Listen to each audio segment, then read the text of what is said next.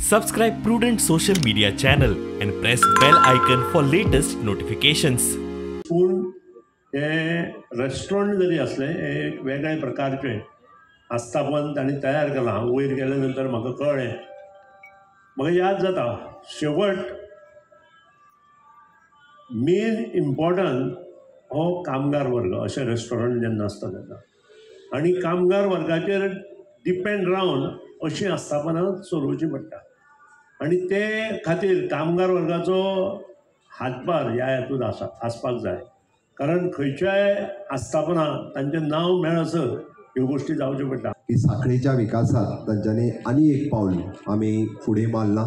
त्या खातीर म्हणजे दिसान दीस आमी म्हणटा की शहराचो जर विकास जातलो आसत जाल्यार वेगवेगळे इन्वेस्टर्स शहरान येवपाची गरज आसता.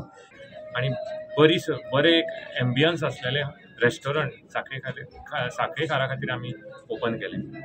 डिशीस आमी करता ताजो आस्वाद घेवचो.